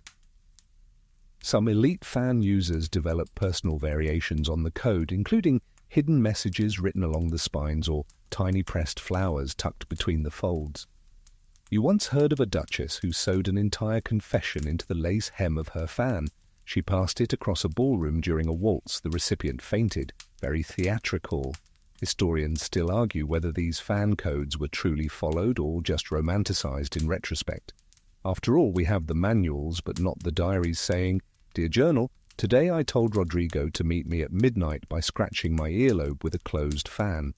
Still, the rituals persist in letters, paintings, and poetry, enough to suggest the gestures meant something. You find a reason to linger near the orange trees, your shadow long on the tiles. They drift closer, pretending not to. Their fan flutters once, open, then closed. You turn slowly, fan resting lightly on your lips, an invitation. Their response? A slow glide of the fan across the eyes. I'm thinking of you. You immediately forget how to breathe. There's no need for speech. In fact, words would ruin it. And this is a dance, a performance, a duet played with silk and wrist flicks. You understand each other perfectly. Later, during the evening promenade, you exchange fans, just for a moment. It's a custom after all. But as you open theirs, you find something tucked inside, a tiny scrap of parchment, barely larger than your thumb. If you open this while smiling, I'll know the answer is yes. You do, instantly, and you're pretty sure your ears turn red, because here, love is a coded conversation, fluttered in plain sight. It's a language without vowels, a touchless seduction, a risk wrapped in paper and painted wood. And when your fan snaps closed with just a bit more flair than usual, they'll understand. The fans fall silent, the courtyard dissolves, and the night deepens into candlelight and parchment. You're seated at a writing desk now, quill in hand, ink staining your fingers, candles sputtering beside you like it too is nervous. You're in the parlour of a Georgian townhouse, or perhaps an early American farmhouse, or maybe a windswept French estate. The place doesn't matter, the letter does. Welcome to Love Letters by Candlelight, where flirtation spills onto paper, spelling out longing in every ink blot and awkward metaphor. You've started the letter 6 times now. First draft, too poetic. Second, too desperate. Third, you tried to draw a heart and made it look like a squashed fig. You sigh and begin again. Dear, no, too formal. To the one who walks slower when I approach, better? Mainstream historical fact. In the 17th through 19th centuries, love letters were often the only private, unfiltered form of communication between potential lovers, especially in times of war, between social classes or across distances. Letters were hand-delivered, hidden in books, or even smuggled inside loaves of bread, seriously. Each word was chosen like a move in chess. And the stakes? Marriage or scandal? You write carefully. When you walk by, the floorboards remember your footsteps long after you're gone. As do I. Dramatic? Yes. But you've read enough Bronte to know that drama is half the charm. Fringe tidbit of the night, ink colour, fold direction, and even the wax seal shape could send subtle messages. Red wax, passion. Blue, fidelity. A letter folded inward, private, outward. You hoped it would be read aloud. You select red wax, not because you're bold, but because it's all that's left. Historians still debate whether the average love letter was as poetic as the ones published in anthologies. Most likely, many were clumsy, filled with crossed-out words and nervous doodles. And yet, those very imperfections, those tear marks and crooked margins, are often what make them so enduring. You fold your letter carefully, slip it into an envelope and seal it with the wax, pressing your signet ring into it like you actually own land. You don't. You hand it off to the coachman, who smirks. He's delivered 6 letters this week and probably read 3 of them. Now you wait. You spend the next day pretending not to wait. You arrange books, stir the fire unnecessarily, organize spoons. Then, at dusk, a knock.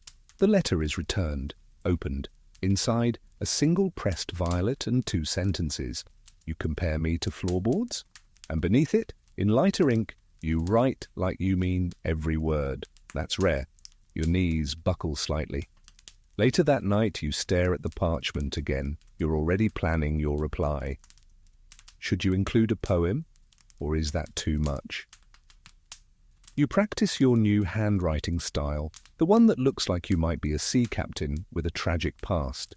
Because here, love is made of ink and imagination. It's fragile, deliberate, a series of pauses between deliveries. It's everything unsaid, finally said, then folded shut and sealed like a secret. And when the next letter arrives, addressed only with your name, and a wax imprint shaped like a daisy, you won't open it right away. You'll hold it for a little while first. The ink fades, and the flickering candle gives way to the powdered haze of perfumed salons. You are now deep within the 18th century, somewhere between Versailles and Vienna, where the height of flirtation is a raised eyebrow, a perfectly rehearsed insult, and a wig taller than your self-esteem. Welcome to Wigs, Rouge, and Witty Barbs, where seduction is less about sincerity and more about savagely clever banter, while dressed like a sugared pastry. You stand at the edge of a salon, one gloved hand resting on a lacquered chair, the other fanning yourself not for heat, but for punctuation. You've spent 2 hours on your hair. It rises like a whipped confection, pinned with lace and possibly a small bird. No one will mention the bird. They will, however, mention your retort to the Viscount last week. There they are, your verbal rival, your secret infatuation, your favourite person to insult during dinner. They approach, a glass of something bubbly in hand, powdered from head to slipper. You brace yourself. You arrived fashionably late, they say, smiling. You respond, and you arrived fashionably. It begins. Mainstream historical fact. In the 18th century, especially in France and Italy, salons and soirees became the battlegrounds of social and romantic exchange. Wit was the ultimate weapon, and flirtation often unfolded through playful mockery, barbed compliments, and veiled metaphors. If someone called your latest poem surprisingly coherent, you were halfway to marriage. You sit beside them on a velvet settee. They hand you a candied almond and say, "Sweet, but prone to cracking." You nod and say, "Like most nobles I know."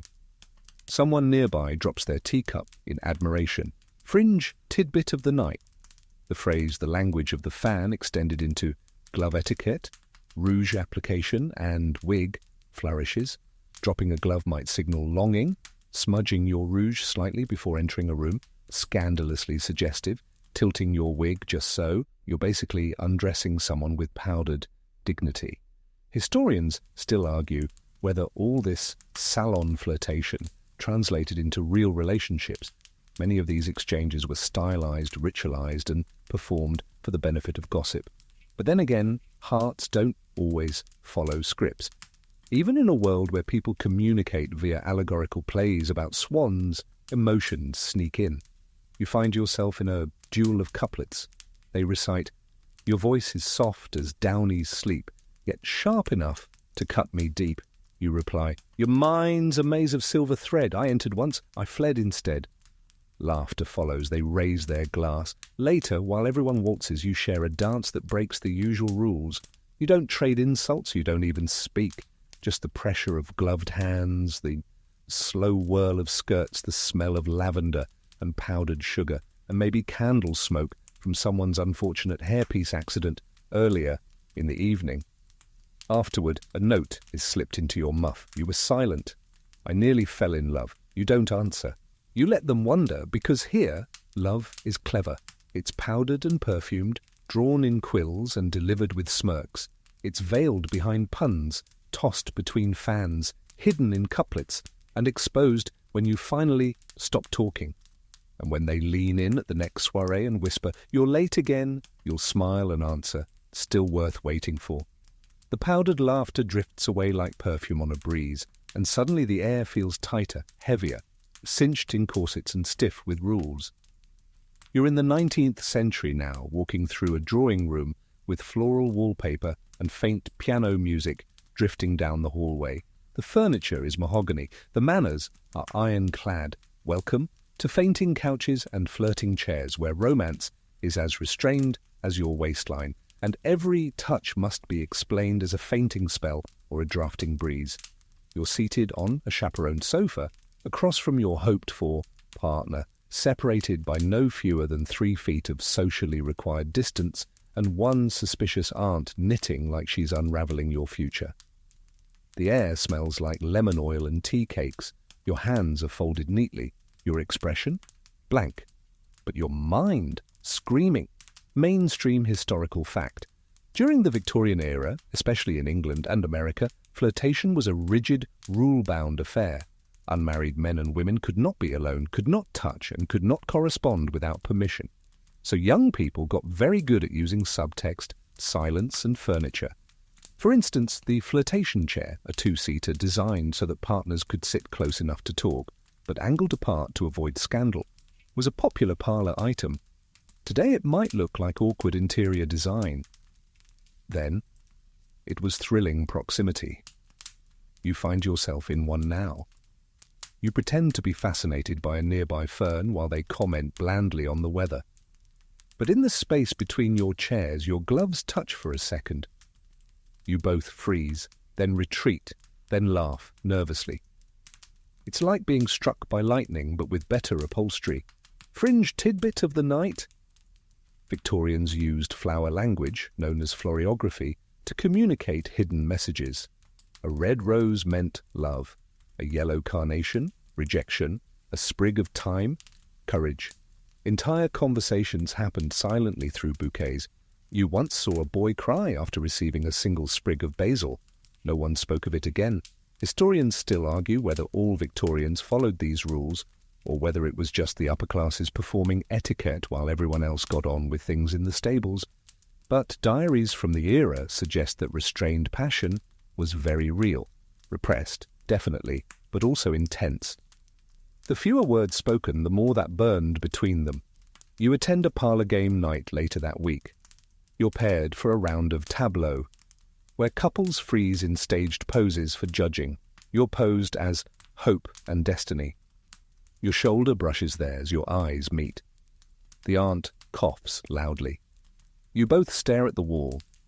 Afterward, they hand you a handkerchief, folded. Inside, a pressed daisy and a tiny note. I risked yellow but meant white. You rush home to check the flower meanings. Yellow, daisy tile, happiness.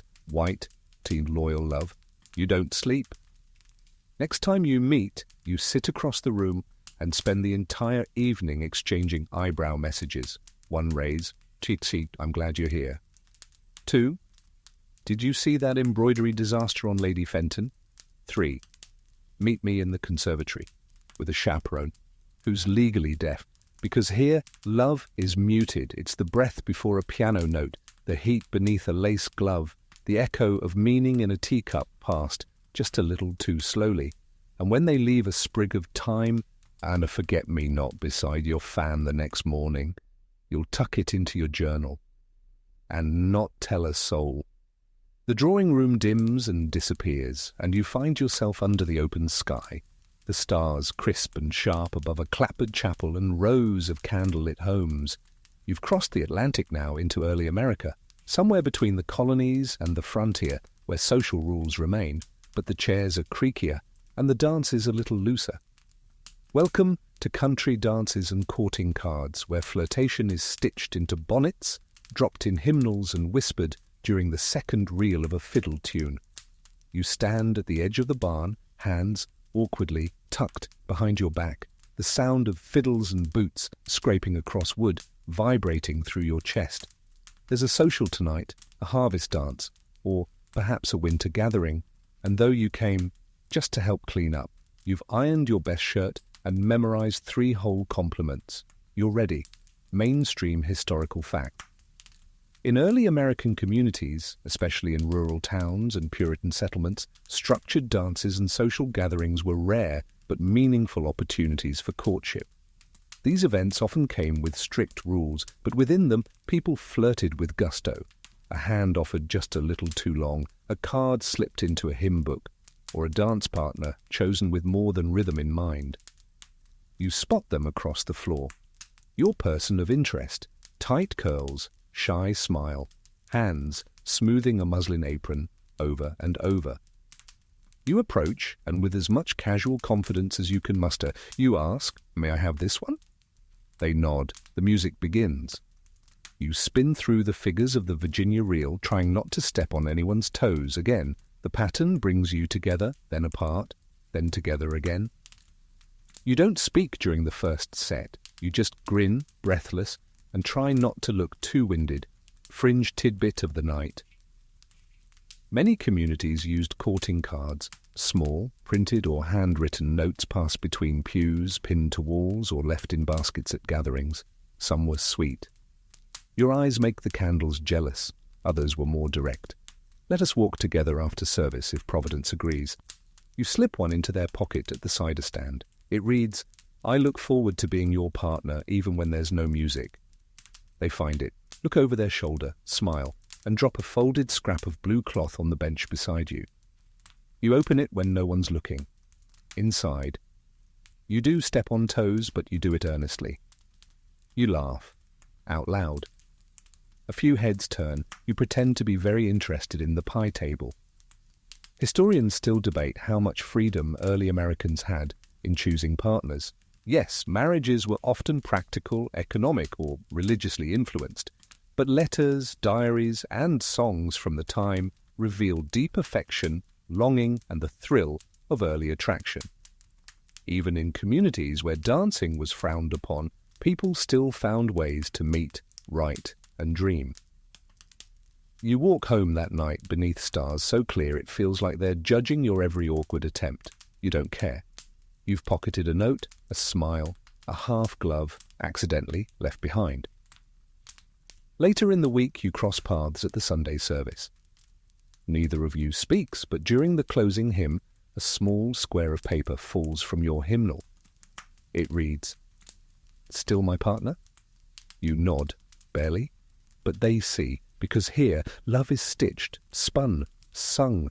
It's passed in baskets and caught in waltzes. It's not showy, but it's steady. And when the next dance comes and you find your name already written on their card, you'll dance every single reel like the floor might disappear beneath you. The cider fades, the fiddle quiets, and the stars dim behind a pale morning sun filtering through lace curtains. You're seated now in a crisp drawing room with wallpaper covered in climbing roses, the scent of starch and lavender hanging in the air. You've entered the Edwardian era, a world still clinging to Victorian restraint, but with a growing appetite for novelty and, just maybe, a little flirtation behind parasols. Welcome to Parasols, Gloves and Rules, where love tiptoes through etiquette books, winks through lace veils, and hopes no one notices the gloved hand slipping a note into the wrong pocket on purpose. You're walking the promenade, boots clicking against gravel, parasol held just so, not too high, not too low, and never ever tilted aggressively. They walk beside you an acceptable 2 feet away, discussing the weather like it's the most scandalous topic imaginable. Every so often your steps sync. Every so often your shadows touch. Mainstream historical fact. During the Edwardian period, 1901-1914, courtship was still governed by etiquette, but more opportunities arose for unsupervised moments, walks in the park, afternoon teas, outings to the seaside. Still, propriety ruled. You couldn't speak too freely, sit too close, or leave a calling card on the wrong day without tongues wagging. You pause beside a hedge, thick with blooming hydrangeas. They lift their parasol, just slightly. A beam of sunlight sneaks through. It lands on you like a blessing. "You've forgotten your gloves," they whisper, teasing. "No," you reply, "I've remembered how warm sunlight feels." They blink, then smile, very small, but there. Fringe tidbit of the night. Some Edwardian etiquette books included entire chapters on flirtation within limits. There were approved conversational topics, weather, travel, gardening, appropriate praise, never about physical appearance, always about posture or musical taste, and very specific rules for glove behavior. Removing one glove during tea? A hint? Dropping both gloves? Scandal. Leaving a glove behind on a bench, practically a proposal. You attend a garden party the following Sunday. Everyone sips lemonade and discusses train schedules with the intensity of a political summit. You wear your best hat, you're sweating beneath it, but that's irrelevant. They arrive with a book tucked under one arm and a feather tucked into their collar. You exchange a nod. You find a way to sit beside them, near enough for the scent of their cologne to catch in the breeze, far enough to avoid raised eyebrows. There's a bowl of strawberries between you. You reach at the same time. Fingers touch. You both withdraw, slowly, as if by accident. Later you visit the conservatory, a safe, polite space filled with ferns and filtered light. You find a folded piece of paper on the bench beside the orchids. It's not addressed to anyone, but you open it anyway. If I knew the names of every flower here, I'd name one after you, just to have an excuse to say it out loud. You laugh quietly, then tuck it into your pocket and leave a glove in its place. Historians still debate how widespread these subtle rituals were. Some claim only the upper classes observed such exacting codes. Others suggest that romantic restraint, laced with layered signals, was a cross-class phenomenon, particularly in cities. Wherever it happened, it left traces in journals, pressed flowers, and dog-eared novels with messages scrawled in the margins. At your next outing, they return your glove with 2 fingers, no words. Inside the glove is a ticket stub for an exhibit on birds. You hadn't mentioned your obsession with starlings, but somehow they knew, because here, love is hidden in shadows and etiquette. It's shaded by parasols and softened by lace. It's silent mostly, but louder than ever before. And when the train pulls into the platform next week and you find them already there, holding a second ticket, you'll finally let your gloves fall, both of them. The lace gloves fall, and suddenly the air smells of ink and postage glue. You're no longer strolling beneath parasols. You're standing at a wooden writing desk in a modest townhouse, or maybe behind the counter of a city general store. It's the turn of the 20th century now, and the world has begun to move faster. But love still finds time to linger. Welcome to Postcards and Secret Rendezvous, where flirtation travels by rail and steamboat, tucked in between advertisements and Art Nouveau borders. You turn over a postcard in your hands. The front features a faded lithograph of a seaside boardwalk, couples strolling, parasols tilted, waves crashing politely in the distance. On the back, their handwriting leans slightly to the right, looping with careful charm. Do you think these waves know what they're doing, crashing so boldly? You stare at the question for longer than you should. Mainstream historical fact. In the early 1900s, postcards became a widespread tool for flirtation, especially in America and Europe. In an era before text messages and even regular phone calls, postcards were cheap, fast, and often humorous or sentimental. Many included pre-printed jokes, flirty poems, or coded images that allowed young men and women to send bold messages cloaked in wit. You write back. You select a card with a painting of 2 cats eyeing each other over a fence. You scrawl underneath, only if one of them jumps. You send it that afternoon and pretend to forget about it. You don't forget. You check the mail 3 times a day. Fringe tidbit of the night. Some lovers developed secret codes for postcard correspondence, writing upside down, backwards, or using symbolic stamps. A stamp placed diagonally across the corner meant, "I am yours." A stamp flipped upside down, "I miss you." Entire romances unfolded in stamp positions and postmarks. The postal service was probably exhausted. Historians still debate how private these public flirtations were. After all, postcards could be read by anyone along the way, but that was half the thrill, flirting out in the open, daring others to notice, hoping they wouldn't. You meet at a museum, or maybe a department store window. Maybe you bump into each other at a train platform, casually planned, accidentally on purpose. The moment feels small, but it sticks in your chest like a song you're too shy to hum. They hand you a folded news clipping. Inside it, pressed flat, a single violet and another note. Even postcards need punctuation. Let's walk and talk instead. You do. You stroll through the park. You discuss clouds. You disagree about the best sandwich fillings. You pretend not to notice how close your hands are until they brush. Once, twice, then stay.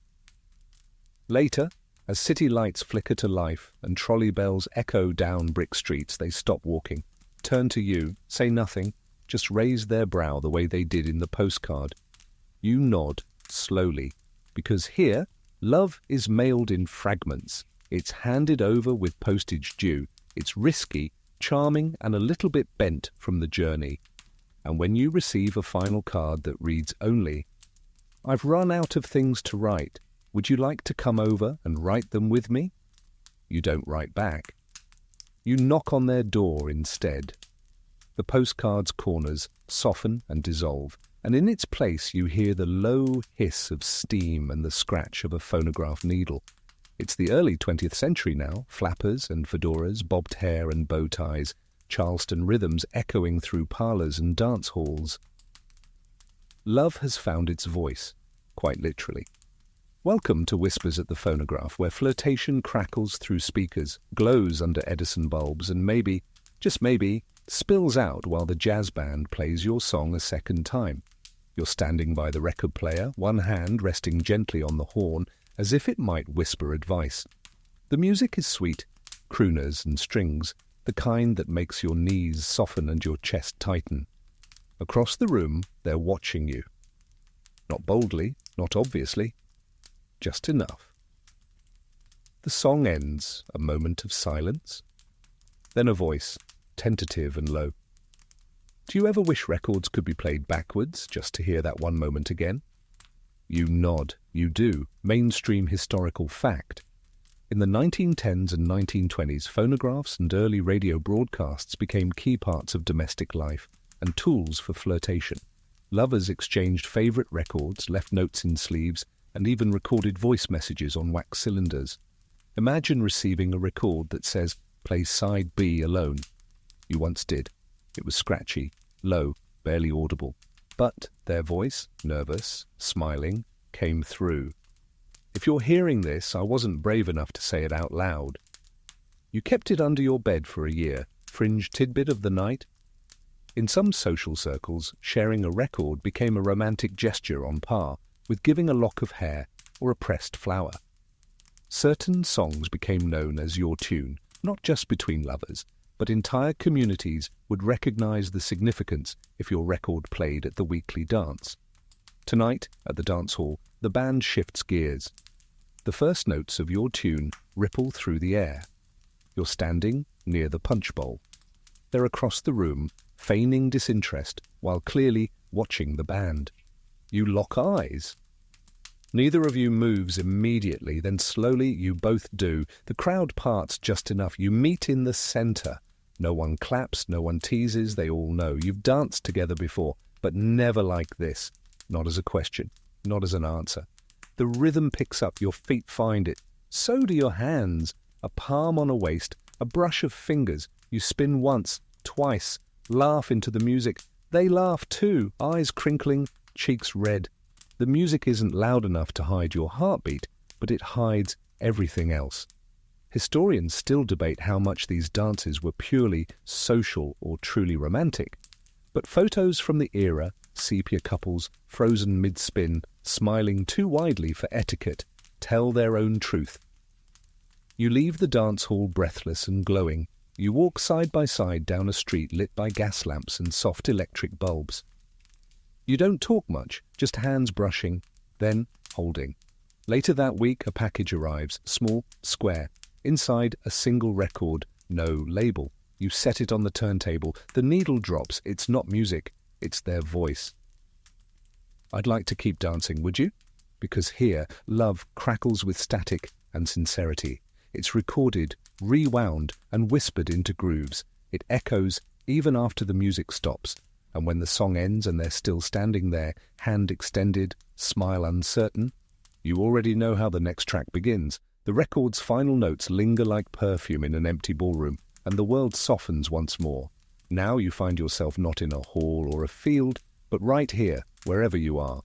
The past fades into the present, and for once, there are no powdered wigs, no dance cards, no coded fans or trembling ink. Welcome to you here, now. No apps needed, where ancient echoes hum beneath your modern life, and the ways we flirt, really flirt, haven't changed all that much. You're scrolling through your day, maybe sipping tea, maybe not thinking about romance at all.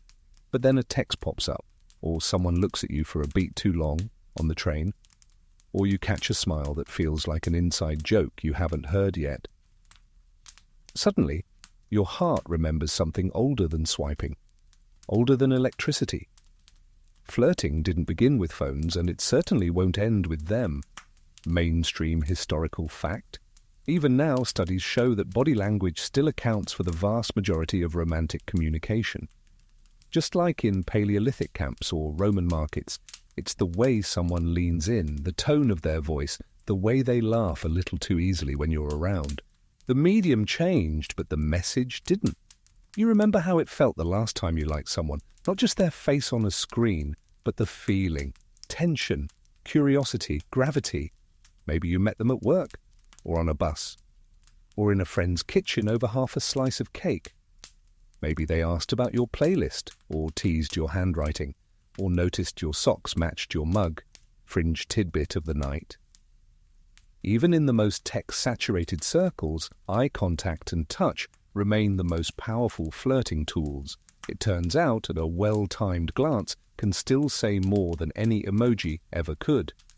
Historians of the future may look back on our time and marvel at our dating apps and curated profiles, but they'll still find poems, notes, inside jokes, or maybe some TikToks, maybe some glances across a library, maybe one late-night voice memo that said, "I don't know if this is weird, but I miss your laugh."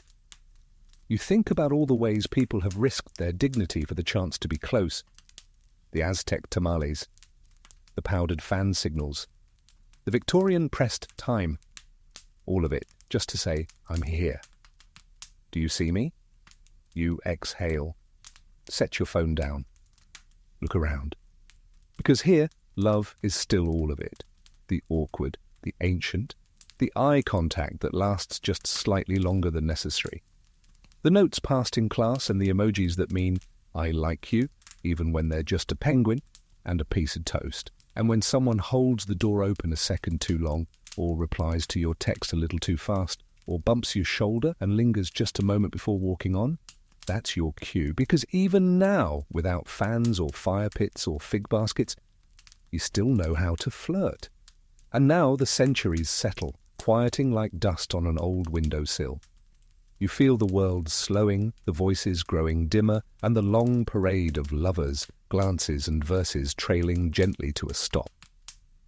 There are no torches, no powdered wigs, no handwritten poems tonight, only the steady hum of your own breath, the slow rise and fall of your chest, and the quiet knowing that somehow, across thousands of years, you are part of the same story. Tonight you lie still, maybe wrapped in a blanket, maybe one foot poking out because you can't ever quite get the temperature right, and you feel that warm, invisible thread stretching through time, from the flicker of a fire in a cave where someone handed a pebble to their crush, to a text message with a joke so dumb you laugh anyway. From flute songs played at the edge of a jungle, to jazz melodies spinning on a dusty phonograph. From dropped gloves to shared playlists, whispered lines to emojis with hearts for eyes. It's all been flirting. It's all been love. You remember that feeling, not a grand declaration, not a sudden kiss in the rain, but the quieter thing, that moment before, when you reach for someone's hand but don't quite touch, when you write a message and hover, unsure if you should hit send, that tiny breathless pause before a yes. And even now, as you lie here, eyes heavy, your mind drifting toward rest, maybe that feeling is still tucked somewhere in your chest. Maybe love is just this, the steady, ancient act of noticing over and over again and being noticed in return. So tonight you let the stories go, you let the music fade, the fan closes, the ink dries, the dance ends, and the final note of the love song lingers just long enough to become silence. There's nothing more to say, just stillness now, just quiet. The candle's nearly out, the letter's been sent, the look was returned, and everything else can wait until morning. Wind down, let your breath slow, let the weight of the day melt from your shoulders. Feel the softness beneath you, your bed, your blanket, your own skin that has carried you through one more day. There is nothing more to decide tonight. Nothing more to prove, or perform, or press send on. You are enough. You've always been. Whether you're the one blushing behind a fan or fumbling a text, your heart has always known what to do. You belong in this long, human story of laughter, longing and possibility. So let the silence settle now. Let the air cool against your skin. Let the story blur at the edges and drift gently toward dreams. You're safe. You're warm. You're home.